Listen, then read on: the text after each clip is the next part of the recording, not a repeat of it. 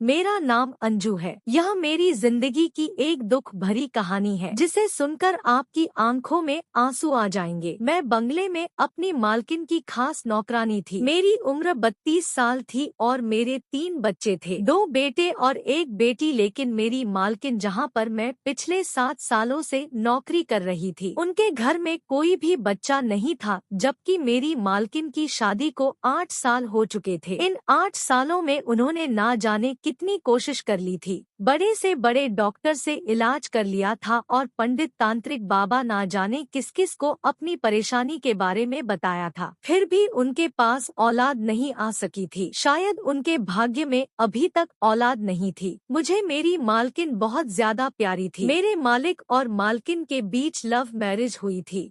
अपनी शादी के पूरे 1 साल बाद उन्होंने मुझे अपने घर में नौकरी पर रखा था। मैं उनकी सबसे भरोसेमंद नौकरानी साबित हुई थी, इसलिए वह अपनी हर अच्छी बुरी बात मुझसे शेयर करती थी। मुझसे उनका दुख देखा नहीं जाता था। मेरे मालिक को भी बच्चे बहुत अच्छे लगते थे। उनका कहना था कि चाहे कुछ भी हो जाए, उन्हें तो बच्चा ही चाहिए। दोनों पति पत्नी के बीच इतनी ज्यादा मोहब्बत थी, लेकिन मालकिन के बच्चा ना होने की वजह से मालिक उनसे खफाखफा से रहने लगे थे और उनका कहना था कि मुझे तो सिर्फ बच्चा ही चाहिए, कुछ भी करके मुझे अपना खून चाहिए। मैं अपने माता पिता का इकलौता बेटा था। मेरे माता पिता के मरने के बाद मैं अपनी पीढ़ी को यहाँ तक लेकर आया हूँ। मैं चाहता हूँ कि मेरा भी अपना बच्चा हो और वह मेरे खानदान को आगे बढ़ाए। लेकिन अगर मेरा कोई बच्चा नहीं हुआ तो मेरा तो कोई खानदान ही नहीं बन सकेगा। मेरी पीढ़ी तो बस यहीं तक ही खत्म हो जाएगी। मालिक को भी अपनी जायदाद का वारिस चाहिए था। काफी लोगों ने उन्हें यह भी सजेशन दिया था कि वह बच्चा अडॉप्ट कर ले, लेकिन मेरे मालिक का कहना था कि अपना खून तो अपना ही होता है और पराया पराया ही होता है। मेरे मालिक की जिद थी कि उन्हें तो अपना ही खून चाहिए था। मेरी मालकिन ने हर तरह से कोशिश करके देख ली थी, लेकिन फिर भी वह प्रेग्नेंट नहीं हो पा रही थी। वह इस बात से बहुत ज्यादा परेशान रहने लगी थी। उन्होंने जादू टोना भी करवा लिया था। सारी कोशिशों से नाकाम होकर मालकिन खामोश होकर बैठ गई थी और मालिक का कहना था कि अगर उनको उनका वारिस नहीं मिला तो वह दूसरी शादी कर लेंगे। मालकिन तो मालिक से बहुत प्यार करती थी। वह नहीं चाहती थी कि उनके पति उनकी आंखों के सामने कोई दूसरी औरत लाकर रख दे। ऐसा तो मालिक भी नहीं चाहते थे, लेकिन वह भी मजबूर थे। इस सारे मामले में मैंने मालकिन की बहुत मदद की थी। वह जिस भी तांत्रिक बाबा के पास जाती थी, मुझे अपने साथ लेकर जाती थी। इस मदद का आज तक मुझे बहुत फायदा मिला था। लेकिन इस बार तो मालिक ने दूसरी शादी करने का पक्का इरादा कर लिया था और उन्होंने कहा था कि वह किसी भी हाल में अपना डिसीजन नहीं बदलेंगे, क्योंकि इससे पहले भी मालिक मालकिन से जिद कर बैठे थे कि उन्हें अपने बच्चे की खातिर दूसरी शादी करनी ही होगी, लेकिन प्यार वह हमेशा मालकिन से ही करेंगे। मालकिन उनकी यह बात सुनकर बहुत ज्यादा रोती थी और मालकिन की आंखों में मालिक कभी आंसू नहीं देख सकते थे। हर बार मालिक मालकिन के आंसू देखकर अपने आप को दूसरी शादी करने से रोक लिया करते थे, जबकि वह मालकिन को पूरा भरोसा दिलाते थे कि जो वैल्यू उनके दिल में मालकिन की है, उनकी जगह वह कभी उस दूसरी पत्नी को नहीं देंगे। उन्हें सिर्फ दूसरी पत्नी से बच्चा चाहिए, क्योंकि मालकिन मालिक की मोहब्बत थी और उनका कहना था कि मेरी मोहब्बत हमेशा ही मेरे लिए मेरी पत्नी ही रहेगी। अब तो मालकिन की जान पर भी बनाई थी। अब तो कोई जादू टोना भी काम नहीं करने वाला था। मालिक ने अब जो फैसला कर लिया था सो कर लिया था। मालकिन बहुत ज्यादा परेशान थी। मैं उन्हें देख रही थी कि वह रो रही थी। उनकी हालत बहुत ज्यादा खराब थी। वह अपने कमरे में आंखों में आंसू लिए इधर से उधर चक्कर काट रही थी। मैंने उनसे कहा कि मालकिन, आप परेशान मत हो, सब ठीक हो जाएगा, कुछ भी गलत नहीं होगा। तो उन्होंने कहा कि तुम्हें नहीं पता है अंजू, मैं अपने पति की दूसरी पत्नी को बर्दाश्त नहीं कर सकती। मैं नहीं चाहती कि एक ही घर में रहते हुए मेरी सूरत पर मेरी सौतन आ जाए। मैं अपने पति से बहुत प्यार करती हूँ। मुझे नहीं पता था कि शादी के बाद भगवान मुझे औलाद नहीं देगा और इस वजह से मेरे पति के दिल में मेरे लिए मोहब्बत कम हो जाएगी बल्कि खत्म ही हो जाएगी। मैंने मालकिन को तसल्ली दी और कहा कि ऐसा नहीं है मालकिन, मालिक आपसे बहुत प्यार करते हैं और वह मजबूरी में ही दूसरी शादी करना चाहते हैं। मालकिन कहने लगी, क्या तुम्हें पता है कि जब मेरे पति की दूसरी पत्नी इस घर में आ जाएगी और वह उन्हें बच्चा पैदा करके दे देगी तो उनके दिल में मेरे लिए जो बची कुची मोहब्बत है वह भी खत्म हो जाएगी, क्योंकि मैं तो उनको बच्चा नहीं दे सकी, वो औरत उनका बच्चा देगी तो मेरे पति उसी को और उसके बच्चे को ही ज्यादा वैल्यू देंगे। फिर तो मेरी इज्जत इस घर में 2 कौड़ी की भी नहीं रहेगी और ऐसा मैं बिल्कुल नहीं चाहती हूँ। हाँ, ऐसा जरूर है कि मेरा पति किसी दूसरे का बच्चा ले ले, लेकिन सारी जिंदगी के लिए मेरे ही घर में मेरे सामने सौतन को लेकर ना आए। मेरी इस शहर में भी कोई इज्जत है। मैं एक बहुत बड़े बिजनेसमैन की बेटी हूँ और तुम जानती हो कि मैंने बहुत ज्यादा जिद करके अपने पति से शादी की है। मेरे पेरेंट्स तो शादी के लिए तैयार ही नहीं थे। अगर उन लोगों को यह बात पता चल गई तो वह भी मुझसे कहेंगे कि तुम्हारी ही गलती का नतीजा है। मैं उन लोगों से भी कुछ नहीं कह सकती। मेरे पति के दोस्त भी उनको यही एडवाइस देते हैं कि वह दोहरी शादी कर ले ताकि इस घर में जो मेरी वैल्यू है वह बिल्कुल खत्म हो जाए, लेकिन मैं ऐसा बिल्कुल नहीं होने दूंगी। मैं कोई ना कोई रास्ता निकाल कर ही रहूंगी। मालकिन हद से ज्यादा परेशान थी। फिर अचानक वह चक्कर लगाते लगाते एक तरफ को रुक गई और मेरे चेहरे की तरफ अजीब नजरों से देखने लगी। मैं भी मालकिन को ही देख रही थी कि अचानक उनका मुझसे क्या काम पड़ गया और वह मुझे इस तरह से क्यों देख रही है। तभी मालकिन ने अचानक मुझसे कहा कि अंजू, क्या तुम मेरी मदद कर सकती हो? उन्होंने अचानक मेरी आंखों में देखकर मेरे हाथों को थामकर मुझसे सवाल किया तो मैं हैरान हो गई थी। मैंने उनसे कहा कि हाँ, मैं तो हमेशा आपका काम करने के लिए तैयार रहती हूँ। आपको ऐसा कहने की बिल्कुल जरूरत नहीं है। मैं तो हमेशा आपकी मदद करती रहूंगी क्योंकि यह मेरा फर्ज है। मैंने कहा कि आपको पूछने की जरूरत नहीं है, आप तो बस मुझे अपना काम बताओ कि मुझे आपका क्या काम करना है, मैं किस तरह से आपकी मदद कर सकती हूँ। तो उन्होंने कहा कि मैं आज तुमसे ऐसी मदद मांगने जा रही हूँ, शायद इस मदद के लिए तुम कभी तैयार ना हो। उनकी बात सुनकर मैं हैरान हो गई थी कि ऐसा आखिर कौन सा काम था और ऐसी कौन सी मदद थी जो मैं उनके लिए नहीं कर सकती थी। मैंने कहा कि मालकिन, मैं आपकी मदद हर तरह से करने की पूरी कोशिश करूंगी। कभी ऐसा नहीं हो सकता कि मैं आपकी मदद करने से इनकार कर दूं। आपने सोच भी कैसे लिया कि मैं आपको इनकार कर दूंगी? तो उन्होंने कहा कि जो बात अब मैं तुमसे कहने जा रही हूँ शायद वह तुम्हारे लिए सुनना बहुत मुश्किल और करना भी बहुत मुश्किल होगा और तुम इनकार भी कर दोगी। उनकी बात सुनकर मुझे सच में बड़ी हैरानी हुई थी कि आखिर ऐसी कौन सी मदद थी जो वह मुझसे चाहती थी। लेकिन अगले ही पल उन्होंने मेरी आंखों में देखकर मुझसे ऐसी मदद मांग ली थी जिसे सुनकर मेरे पैरों तले से जमीन निकल गई थी। मालकिन की बात सुनकर एक पल के लिए मैं शॉक्ड रह गई थी। वो मेरे चेहरे के एक्सप्रेशन देख रही थी और समझ गई थी कि मैं कंफ्यूज हो गई हूँ। फिर मेरी तरफ देखकर कहने लगी, मैं जानती थी कि तुम मेरी मदद नहीं करोगी इस मामले में, क्योंकि यह काम बहुत मुश्किल है और कोई भी औरत इस काम को इतनी आसानी से नहीं करेगी। फिर मैंने कहा कि मालकिन, ऐसा कैसे हो सकता है? मैं इतना बड़ा काम कैसे कर सकती हूँ, वह भी किसी को बिना बताए, और इस काम से जितना नुकसान मुझे होगा उससे कहीं ज्यादा आपको ही होगा। मैं आपकी मदद कर दूंगी। लेकिन मैं सोच में पड़ गई थी। मुझे देखकर मालकिन ने कहा कि तुम मेरी मदद करोगी तो मैं तुम्हें इसकी भारी कीमत दूंगी। मैं तुम्हें अपने इस काम के बदले पूरे 50 लाख दूंगी। 50 लाख की रकम के बारे में सुनकर तो मेरे होश ही उड़ गए थे। मैंने कभी जिंदगी में इतने ज्यादा पैसे नहीं देखे थे। मेरी आंखों के सामने 50 लाख लहराने लगे थे क्योंकि मैं बहुत ज्यादा गरीब थी। मेरी शादी भी एक गरीब किसान के साथ हुई थी। मेरा पति गांव में मेरे बच्चों के साथ रहता था और मैं यहाँ पर शहर में मालकिन के घर नौकरी करती थी। मैं यहाँ के काम करने के बाद हर महीने अपने पति को पैसे भेज दिया करती थी। जब से मैंने यहाँ पर काम करना शुरू किया था। मेरे पैसे कमाने के बावजूद भी मेरे पति ने नौकरी करना छोड़ दिया था और उसने ना जाने कई लाख रुपए का कर्ज लिया हुआ था। हमारा कर्ज लगभग 50 लाख का था। यह 50 लाख हमारे बहुत काम आने वाले थे। यह रकम तो बहुत बड़ी थी, रकम बहुत ज्यादा और काम बिल्कुल आसान था।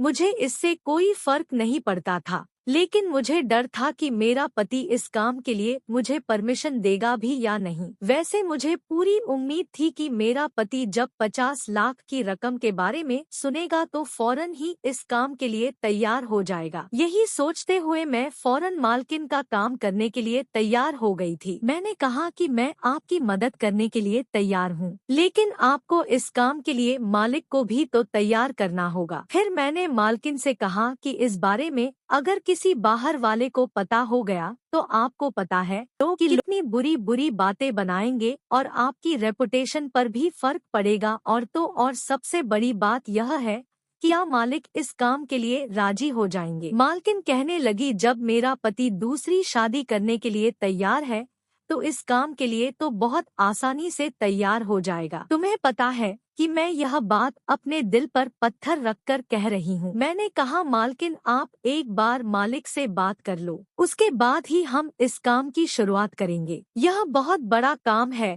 और बहुत रिस्की काम है, आप सोच लो और समझ लो। मालकिन कहने लगी, मुझे पता है यह कोई छोटी मोटी बात नहीं है बल्कि बहुत बड़ी बात है। ऐसा ना हो कि बाद में आपको पछताना पड़े। मैंने मालकिन से कहा, आप एक बार फिर से सोच लो। मालकिन ने कहा, मैंने बड़ी मुश्किल से यह फैसला किया है और अब मैं अपने फैसले से मुकरने वाली नहीं हूँ। तुम मेरी फिक्र मत करो, मैं खुद पर कंट्रोल कर लूंगी, बस तुम मेरी मदद करने के लिए तैयार हो जाओ। ऐसा ना हो कि सब कुछ खत्म हो जाए। मालकिन अपने इरादे की पक्की थी। उन्होंने इरादा कर लिया था और वह पीछे हटने वालों में से नहीं थी। उन्होंने कहा कि वह सारी जिंदगी के लिए सौतन बर्दाश्त नहीं कर सकती, लेकिन एक रात के लिए परेशानी से जरूर गुजर सकती हूँ, इसलिए उन्हें यह सब करना ही होगा। मैंने भी अपने दिल को पक्का कर लिया था। यह काम मेरे लिए भी बहुत बड़ा था। पहले तो मुझे अपने पति से परमिशन लेनी थी, उसके बाद मुझे इस काम को अंजाम देना था। यह काम सच में दिल दहला देने वाला था।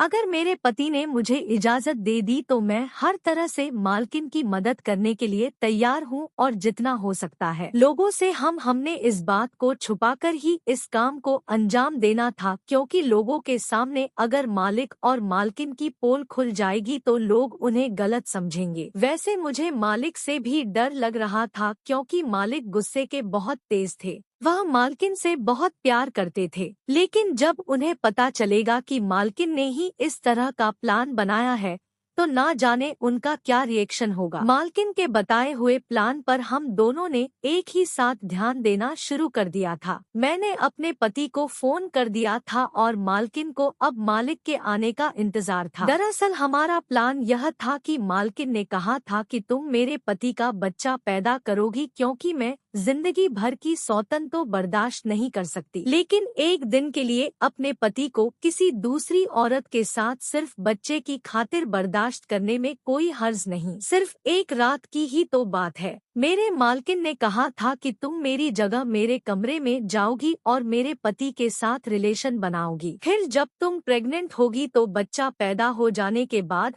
हम हमारा बच्चा हमें वापस कर दोगी। उसके बदले मैं तुम्हें 50 लाख रुपए दूंगी। मुझे इस काम से कोई प्रॉब्लम नहीं थी, क्योंकि मेरे पास तो पहले से ही 3 बच्चे थे, 2 बेटे थे और 1 बेटी थी। भगवान ने मुझे बेटा और बेटी दोनों दिए थे, इसलिए अब मुझे किसी बच्चे की ख्वाहिश नहीं थी और मालिक को तो वैसे भी उनका अपना बच्चा ही चाहिए था। अगर वो ये काम किसी और से कहते तो उनके रेपुटेशन पर फर्क पड़ सकता था। मैं उनके घर में रहती थी और उनकी परेशानी को अच्छी तरह से समझती थी, इसलिए उन्होंने यह काम मुझे करने के लिए कहा था। लेकिन एक औरत के लिए यह काम बहुत मुश्किल है कि वह अपने पति के साथ किसी दूसरी औरत को बर्दाश्त करे। यह भी मालकिन की एक बहुत बड़ी मजबूरी थी, लेकिन मालकिन ने इस काम के साथ साथ मुझे एक शर्त भी बताई थी। उन्होंने कहा था कि अंजू मुझे माफ कर देना, मर्द की फितरत कभी भी बदल सकती है, इसलिए मैं तुम्हें यह बात कह रही हूँ कि बच्चा पैदा हो जाने के बाद तुम अपने गांव अपने पति के पास चली जाना। उसके बाद हम तुम्हें अपने घर में नौकरी पर नहीं रख सकते। मुझे मालकिन की यह बात बहुत बुरी लगी थी। मैंने उनसे कहा था कि फिर मैं कहाँ काम करने जाऊंगी और मेरे घर का गुजारा कैसे चलेगा। मालकिन ने कहा कि 50 लाख रुपए मिल जाने के बाद तो तुम्हें नौकरी करने की जरूरत ही नहीं है, और दूसरी बात यह कि अगर फिर भी तुम्हें दिक्कत हुई तो मेरा नंबर तुम्हारे पास है,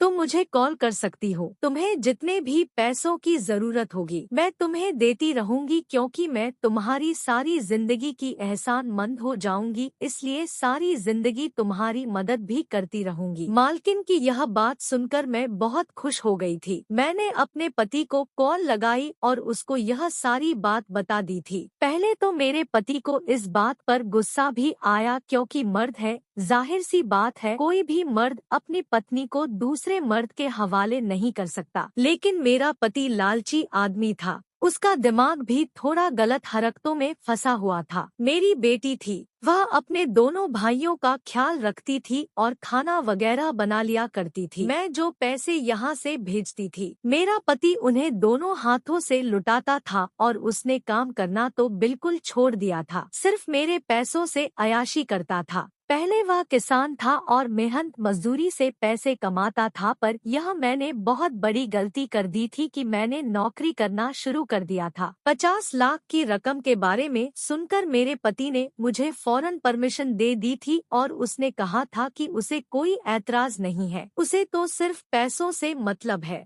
मैंने जब मालकिन को बताया कि मेरा पति राजी हो गया तो मालकिन बहुत खुश हो गई थी, और मालकिन ने जब मुझे यह बताया कि उनके पति भी खुश हो गए हैं, पहले तो वह भी थोड़े नखरे दिखा रहे थे, लेकिन उन्हें भी औलाद चाहिए थी और अपना ही खून चाहिए था, इसलिए वह भी इस काम के लिए तैयार हो गए थे। रात होते ही मालकिन ने मुझे मालिक के कमरे में भेज दिया। आज मैंने मालकिन की आंखों में आंसू देखे थे। आज उन्हें इस तरह से तड़पते हुए देखा था जैसे कोई मछली बिना पानी के तड़पती है। कभी कभी औरत इतनी मजबूर हो जाती है कि उसे जो नहीं करना होता मजबूरी की वजह से वह भी करना पड़ जाता है। आज मैं मालकिन को बहुत लाचार और मजबूर होते हुए देख रही थी। उन्होंने मुझे गले से लगाया और कहा कि मुझे निराश मत करना, जिस इरादे से मैं तुम्हें भेज रही हूँ, भगवान करे मेरा वह इरादा पूरा हो जाए और मेरे पति को औलाद मिल जाए, ताकि मेरे बच्चे की कमी पूरी हो जाए और मेरा पति भी मुझसे अलग ना हो। मैं मालिक के कमरे में चली गई थी और मालकिन नींद की दवाई खाकर अपने कमरे में सोने के लिए चली गई थी। वो रात शायद मालकिन के लिए कांटों पर गुजरी थी। जैसा हमने सोचा था वैसा ही हुआ था। हमें ज्यादा इंतजार करने की जरूरत नहीं पड़ी थी और जल्दी ही मेरी तबीयत पहले दिनों से खराब रहने लगी थी। मालकिन ने मुझे शहर की सबसे अच्छी डॉक्टर के यहाँ दिखाया था। डॉक्टर ने मुझे गुड न्यूज सुना दी थी तो मालकिन और मालिक बहुत ज्यादा खुश हो गए थे। मालकिन से ज्यादा तो मालिक खुश थे। उनकी तो खुशी का ठिकाना ही नहीं था। पहली कामयाबी तो हमें मिल चुकी थी। भगवान ने हमें ज्यादा इंतजार नहीं करवाया था। सारे रास्ते मेरी आंखों के सामने 50 लाख की रकम थी और उधर मैंने नोटिस किया था कि मालिक और मालकिन भी बहुत ज्यादा खुश थे। उन दोनों की आंखों के सामने बच्चा घूम रहा था। अपने सारे रिश्तेदारों के सामने मालिक ने खबर फैला दी थी कि मालकिन प्रेग्नेंट है, क्योंकि किसी को भी यह नहीं बताना था कि यह बच्चा मालकिन की कोख से नहीं बल्कि मेरी कोख से जन्म लेगा। मालिक के सारे रिश्तेदार भी बहुत खुश हो गए थे, क्योंकि मालिक भी यह नहीं चाहते थे कि वह दूसरी शादी करे। वह तो मजबूर होकर ऐसा करने की कोशिश कर रहे थे। अगर मालिक को दूसरी शादी करनी होती तो वह काफी सालों पहले ही कर चुके होते। लोग तो बच्चा ना हो तो 2-3 साल के बाद ही दूसरी शादी की तैयारी शुरू कर देते हैं। मालिक तो फिर भी मालिक थे और फिर इतने अमीर थे, कोई भी औरत उनसे आसानी से शादी कर ले। लेकिन अब की बार तो उन्होंने पक्का इरादा कर लिया था। जमाने के और रिश्तेदारों के दबाव में आकर वह दूसरी शादी के लिए तैयार हो गए थे। अब उन दोनों ने राहत की सांस ली थी, क्योंकि अब उनकी सालों पुरानी तमन्ना पूरी होने वाली थी। मालिक की खुशी देखकर तो मुझे एक लम्हे के लिए घबराहट हो गई थी। शुरू में मुझे लगा कि सब अच्छे से ही हो जाएगा, लेकिन पता नहीं क्यों जैसे जैसे दिन गुजरते जा रहे थे मेरी घबराहट बढ़ती चली जा रही थी। मैं परेशान थी और मालिक और मालकिन अपने बच्चे के आने के सपने देख रहे थे। वह दोनों पति पत्नी मेरा बहुत ख्याल रख रहे थे। मुझे बहुत अच्छा लग रहा था कि मैं उनके घर में रह रही थी और इतने सालों से मैं उन लोगों की सेवा कर रही थी। आज भगवान ने वह वक्त ला दिया था कि यह दोनों पति पत्नी मेरी इस तरह से सेवा कर रहे थे जैसे मैं इस घर की मालकिन हूँ और यह मेरे नौकर हैं। लेकिन हमारे लिए एक नई मुसीबत आ गई थी। मालकिन के रिश्तेदारों को जब पता चला कि वह प्रेग्नेंट है तो काफी सारे लोग उनसे मिलने के लिए आ रहे थे और उनसे ना जाने किस किस तरह के सवाल कर रहे थे। मालकिन तो प्रेग्नेंट नहीं हुई थी, इसलिए उनके पास हर सवाल का जवाब नहीं होता था। वो बहुत कंफ्यूज हो जाती थी। इस बात से परेशान होकर मालिक ने कहा कि हमारा बंगले में रहना ठीक नहीं है, यहाँ पर कोई ना कोई आता जाता रहता है और मालकिन की प्रेगनेंसी का तो किसी किसी को यकीन भी नहीं आ रहा था। मालिक ने कहा कि ऐसा ना हो कि लोगों को गड़बड़ का एहसास होने लगे। इतने मेहमानों के आने की वजह से मालकिन और मुझे हम दोनों को ही परेशानी का सामना करना पड़ रहा था, क्योंकि मालकिन को आराम करना होता था और मुझे घर का सारा काम करना पड़ जाता था। इसलिए मैंने मालकिन को एडवाइस दी कि हम उनके दूसरे शहर में बने हुए रिजॉर्ट में रहने के लिए चले जाते हैं, वहाँ पर हम आराम से वक्त गुजार लेंगे और मालिक अपने रिश्तेदारों को बता देंगे कि मालकिन अपने मायके में जाकर रह रही है। इस तरह से कोई भी रिजॉर्ट में नहीं आएगा और हम लोग वहाँ पर आसानी से टाइम पूरा कर लेंगे। मालिक को भी मेरा यह आइडिया अच्छा लगा था। मालिक ने अपने रिसोर्ट में मुझे और मालकिन को शिफ्ट करवा दिया था। इस रिजॉर्ट में कोई नहीं था। हमारे साथ मालिक ने एक चौकीदार और एक नौकरानी को भेज दिया था हमारा ख्याल रखने के लिए, क्योंकि मैं अभी तक कोई काम नहीं कर रही थी। उधर बंगले में अगर कोई मेहमान आ जाता तो मुझे काम करना पड़ जाता था ताकि किसी को हम पर शक ना हो। इस रिजॉर्ट में हमारी जरूरत की हर चीज मालिक ने मौजूद करवा दी थी। हम इस रिजॉर्ट में आने के बाद बहुत सुकून से थे और मालकिन मेरा बहुत ज्यादा ख्याल रखती थी। कुदरत का करिश्मा भी बड़ा अजीब होता है। कल मैं जिनसे मांगती थी, आज वो मुझसे औलाद मांगने के लिए तरसी जा रही थी। मेरी मालकिन बहुत अच्छी और मेहरबान औरत थी। मैं सोचती थी कि मालकिन तो इतनी अच्छी है, फिर उनके साथ अच्छा क्यों नहीं हुआ? क्या सच में अच्छे लोगों के साथ अच्छा नहीं होता है? फिलहाल वक्त गुजरता चला गया और मुझे अजीब अजीब तरह के ख्याल आने लगे थे। हफ्ते महीनों में बदल गए। मेरा बच्चा मेरे पेट में लात मारने लगा था।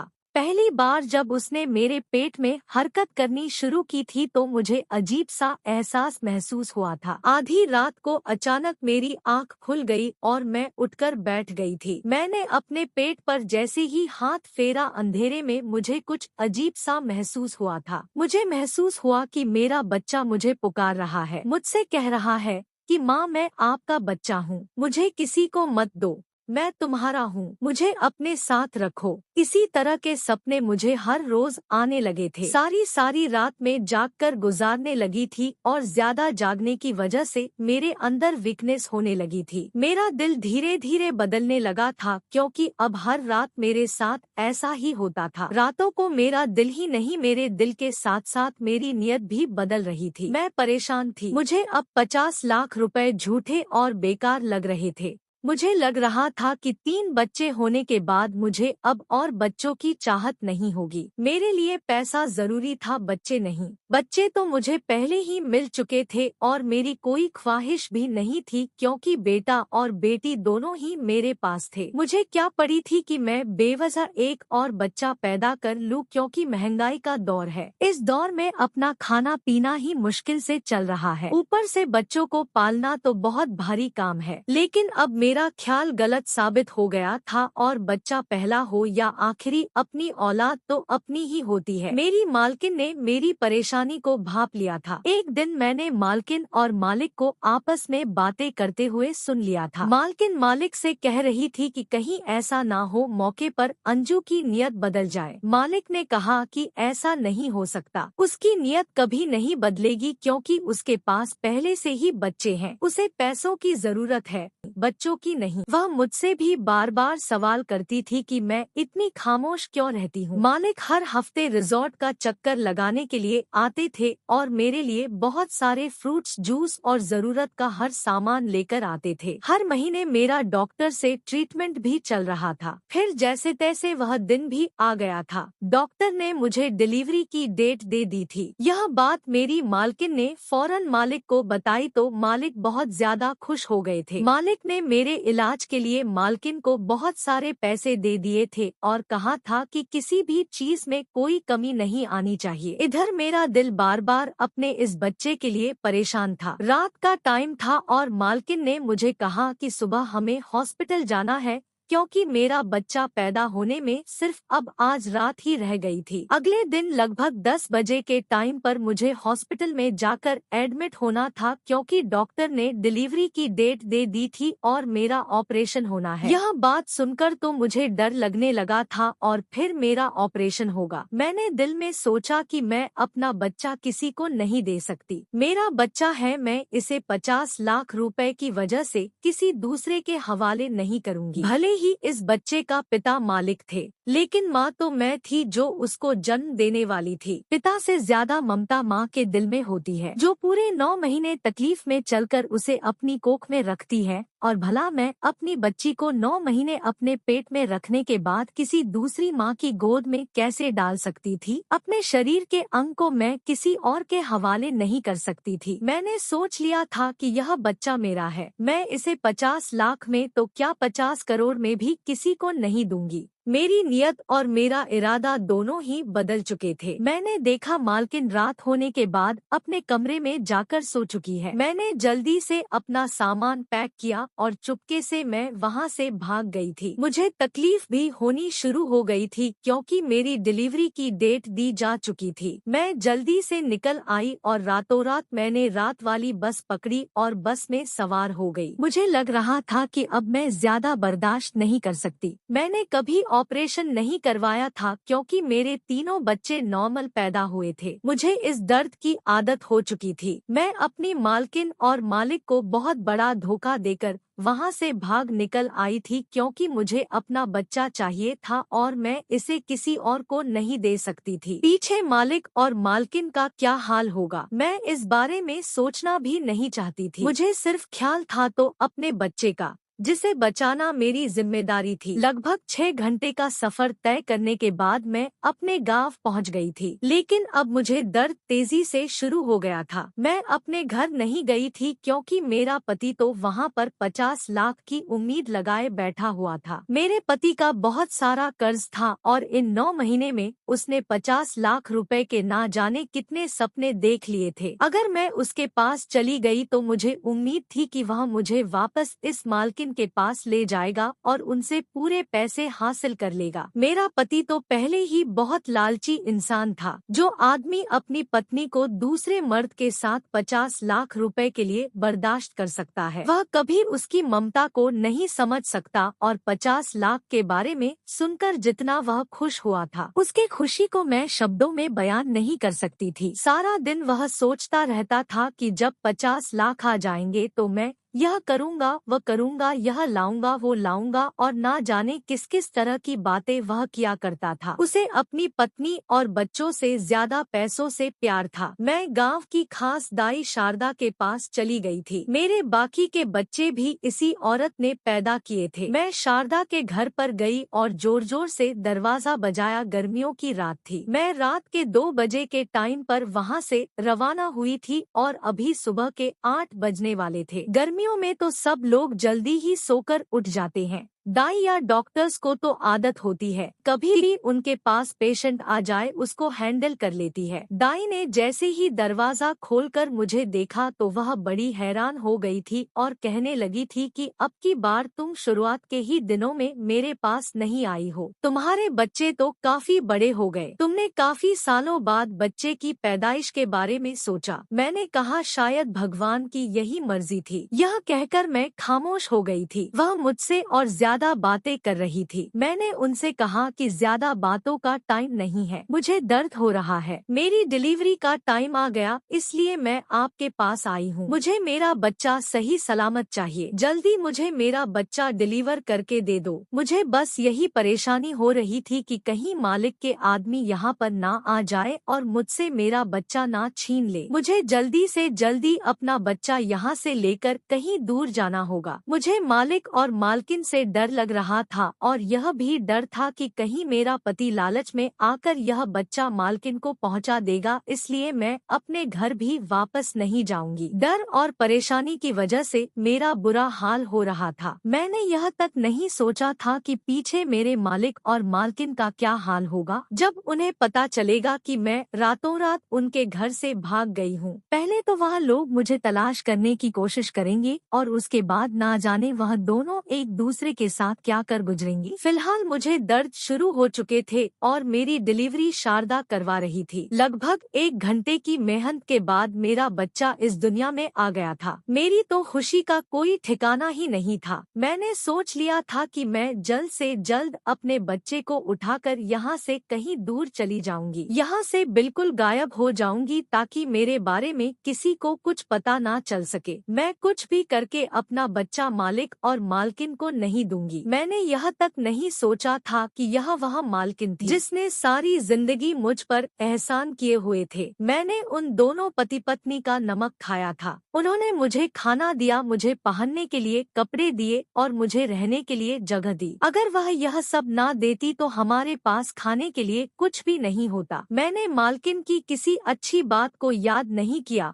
और उन दोनों को बच्चे का सपना दिखाकर अचानक उनकी आंखों से उनके सारे सपने छीन लिए। उनकी ख्वाहिश पूरी होने के टाइम पर मैं उनकी सारी ख्वाहिशों को बिना पूरा किए ही वहां से भाग आई थी। उन दोनों से इतना बड़ा वादा मैंने 9 महीने तक किए रखा था। जब वो वादा पूरा होने का टाइम आया तो मैंने उन्हें बेवकूफ बना दिया। मुझे नहीं पता था कि एक माँ इतनी खुदगर्ज होती है जितनी मैं हो गई थी। मैंने उन दोनों पति पत्नी की फीलिंगलेस की थी। दोनों ने ही मुझ पर भरोसा किया था। मेरा बच्चा इस दुनिया में आ चुका था। उसके रोने की आवाज सुनकर मुझे लगा कि मेरी जान में जान आ गई। जब मेरा बच्चा पैदा हो गया तो 2-3 घंटे आराम करने के बाद मैं अपने बच्चे को लेकर बहुत दूर चली गई थी। ये एक छोटा सा गांव था जहाँ पर बहुत कम लोग रहते थे। यहाँ पर मैंने एक पुरानी सी झोपड़ी में अपना बसेरा कर लिया था और अपने बच्चे की परवरिश करने लगी थी। शायद मुझे मेरे पति और मालिक मालकिन ने ढूंढने की बहुत कोशिश की थी, लेकिन मैं इतनी दूर जा चुकी थी।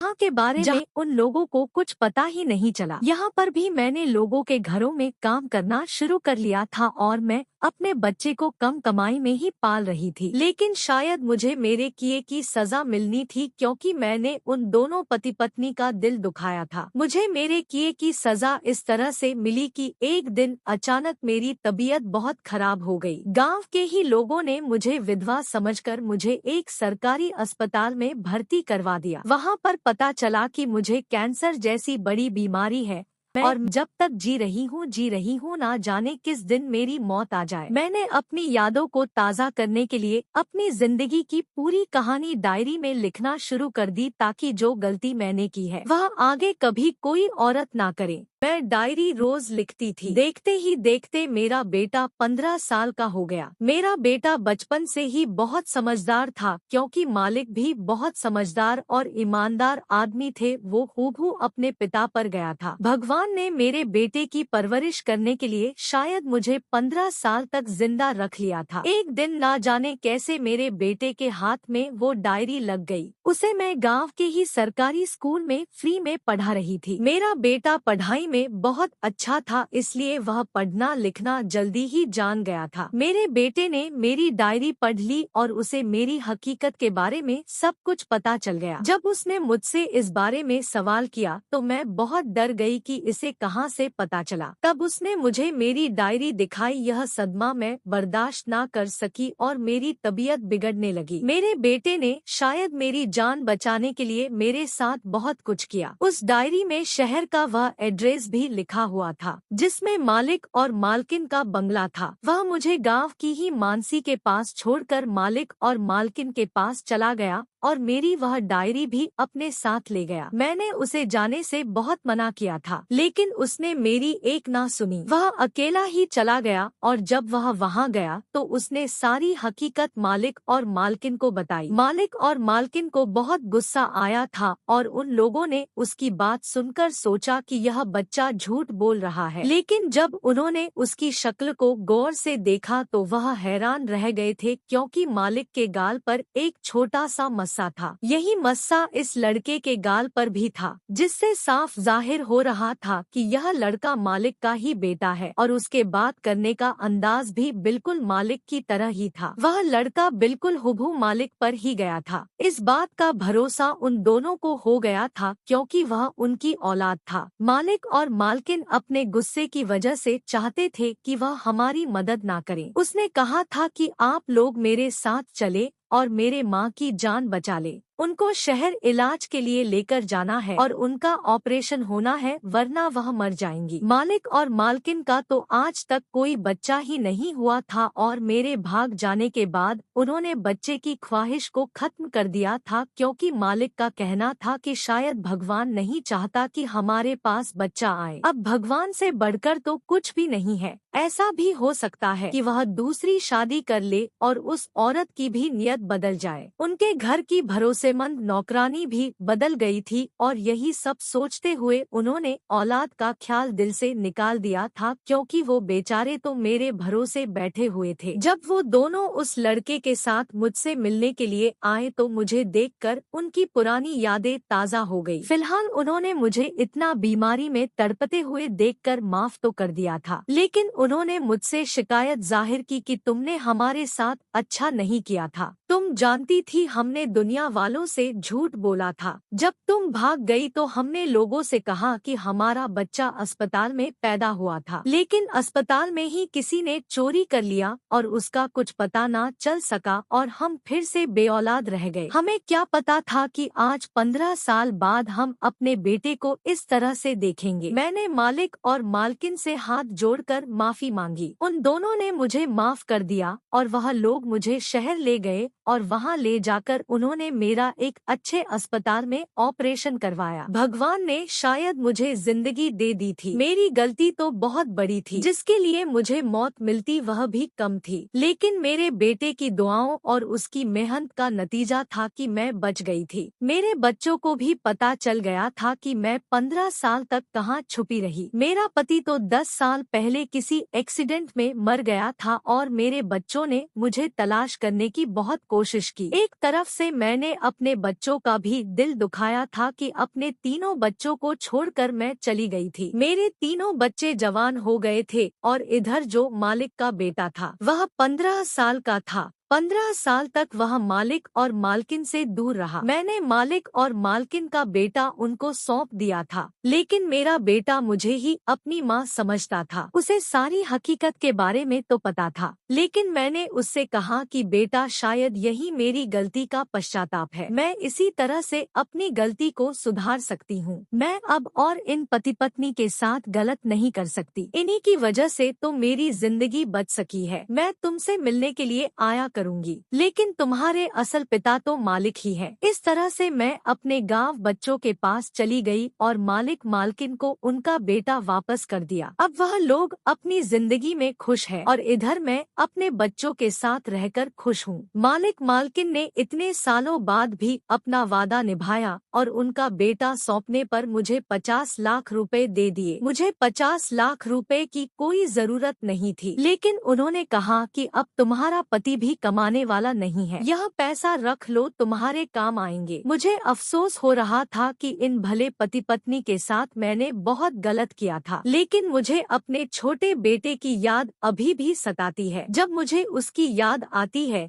तो मैं उससे मिलने के लिए चली जाती हूँ। मालिक मालकिन ने लोगों को बताया कि यह उनका वही बेटा है जो अस्पताल से चोरी हो गया था और अब 15 साल बाद यह उनको मिल गया। मेरे बेटे ने मालिक और मालकिन को अपना माता पिता मान लिया था और वह उनके साथ उनके घर में अब बहुत खुश है। दोस्तों, उम्मीद करती हूँ आपको हमारी कहानी पसंद आई होगी। कहानी पसंद आई है तो वीडियो को लाइक करें, चैनल पर नए हैं तो चैनल को सब्सक्राइब करें और हाँ, नोटिफिकेशन बेल को जरूर दबाएं ताकि अगली अपडेट सबसे पहले आपको मिले।